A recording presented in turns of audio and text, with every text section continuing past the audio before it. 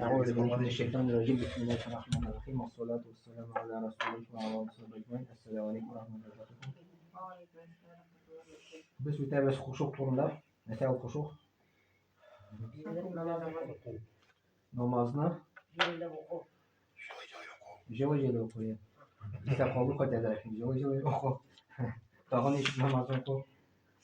O'zimda qarorga kerak. Namoz o'qiganda haqiqiy his etiyor degan. Namozni avvalsi mishi o'qi. Namozni sajda qilib o'rnab qarab o'qi. Tezkul xushuqni orttiradi. Ondari bilsakda namozni xushuq holati bilan o'qi Allohning ixlosli bandalarini ko'rsatgan yordami. To'ys xushuqlik Alloh taolo beradi shu kishiga kimning ixlosligi bor. Shu kishiga beradi. Ixlosligi bo'lmasa Alloh taolo bermay olay bir.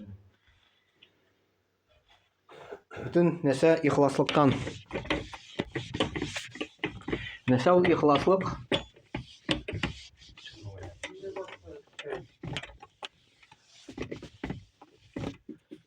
Nasıl ihlas? Ayta almışsınız mı?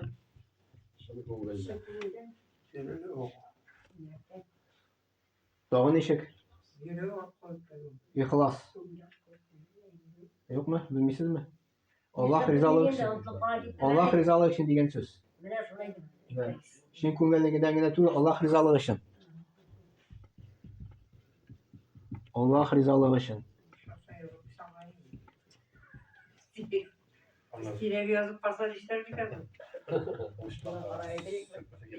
İhlas degan so'zni shu aytib anglatalar, xohlasa degan so'zdan olingan, xohlasa очищение от примесей degan so'z.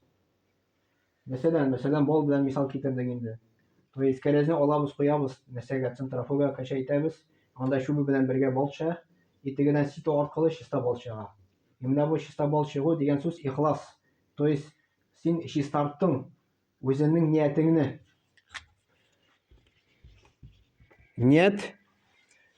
niyatga qo'shila ayberlar. Ko'p ayber. Biz o'ylaymiz Alloh rizoligi uchun deb, unga ko'p ayber qo'shilara mumkin. Dunyo maqsadi qo'shilara mumkin, riya qo'shilara mumkin. То есть niyatning primislari ul riya bo'la. Riya ul показуха deb tarjima etiladi. Izgi amal qilasin kishi seni maqtasin uchun. Buni Alloh qabul etmay, bu bo'la kichkina shirk. Bu bo'la shirk. Allohga tengdosh qilib. Mana shu riya ol показуха qo'shila. Dunyoviy niyat qo'shila.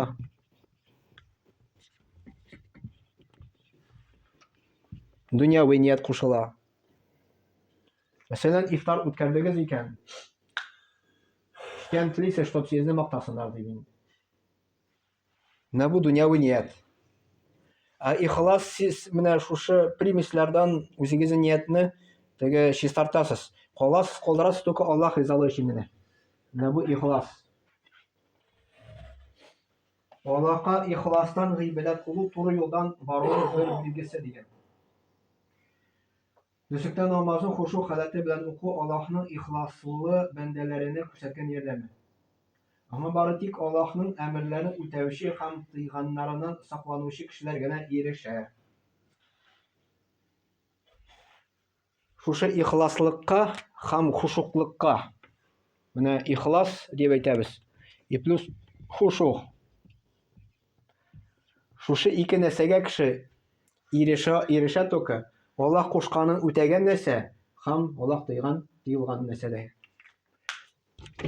Alloh taolo narsa qo'sha kishilarga. Namoz. Sen namozni qo'rqasin qoldirig'a.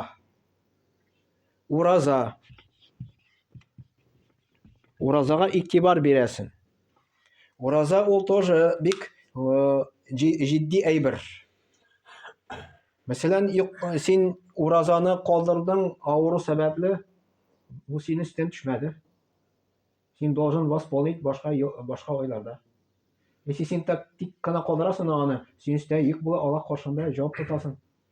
Это получается, mesela ajat kibik ayber endi. Tegi yük bizning üstümizde qoladi. Если син вообще ураза тота алмыйсың, ул вакытта син фидия түләргә тиеш.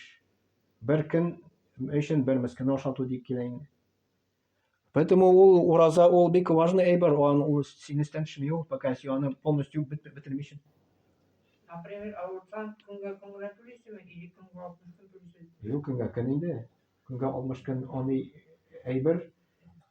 Только если көндез ир белән хатын якынлык кылсалар, ул вакытта аны 60 көн штраф килеп чыга. Башка вакытта юк, бер көнгә көн килеп чыга. Менә намаз, ураза, намазга тоже бик игътибарлы булырга кирәк. Ул һәр намаз, 5 вакыт намаз үз вакытында, үз вакытында. Бу Аллаһ кашында бурычлар булып тора бу. Бу обязанности безнең.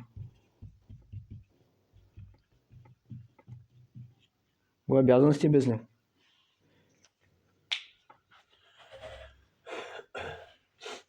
Әгәр йөрәк намаздан тыш вакытта Аллаһның әмерләренә буйсынмаса, әгәр йөрәк намаздан тыш, без намазда Аллаһка намаз укыйбыз инде, но намазлар арасы бар. Шул вакытта кеше гунах кылса, ул хушух ләззәтен татымаячак. Намазлар арасында кеше гунах кылса, гайбәт сөйләсә, или бош вакыт үткәрсә, телевизорга карап торса, телевизорда нәрсә карый, шул намазга керә инде аңар. То есть все взаимосвязано. Чем күбрәк изгелек, тем хушух арта. Чем күбрәк гунахлар, тем күбрәк намазның ләззәтен килми. Все шуның белән зависит.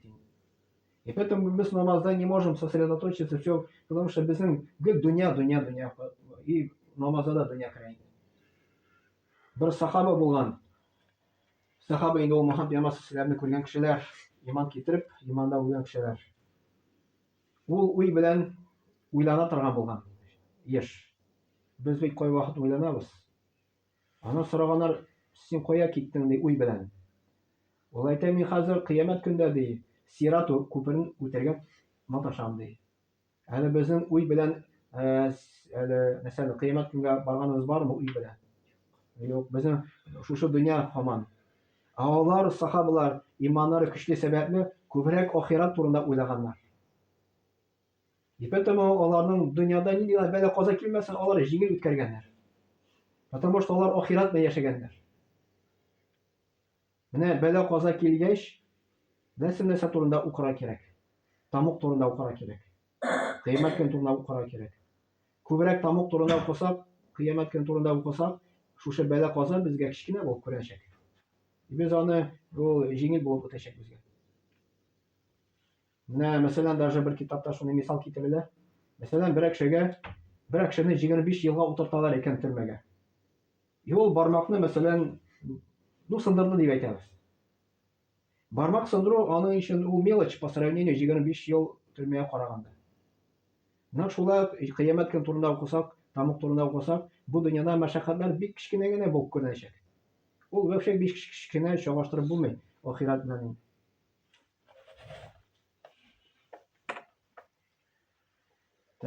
Чөнки ул кешенең йөрәген гунахлар каплаган. Менә шушы намаз арасында гунахлар булса, ул гунахлар каплый йөрәкне, и намазда авыр була. Хушухны сакларга. Ул үзе Аллаһтан ерагайган. Аллаһ Тәгалә Коръәндә намазны хушук белән укуның билгесе турында хәбәр итә. Намаз укы дөреслектә намаз фахиш һәм начар гамәлләрдән туктата ди. Мөхәммәд пәйгамбәр саллаллаһу алейһи ва сәллям әйтә, әгәр кешене укыган намаз фахиш һәм начар гамәлләрдән туктатмаса, ул намаз аны Аллаһтан гына ерагайта. Мәсәлән, кеше намаз укый икән, намаз укый, ураза тота, но гунахлар кыла.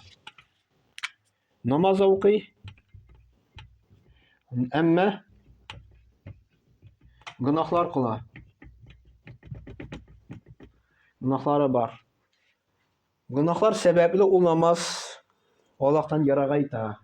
Потому что Аллаһ Тәгалә Коръәндә әйтә, намаз ул наоборот гунахлардан тыя ди. Наоборот, кеше намаз уку сәбәпле гунахлардан туктый, постепенно аны бетерә. Ә монда намаз укыган саен гунахлар өстәлә икән, ул намаз Аллаһтан ерагайта.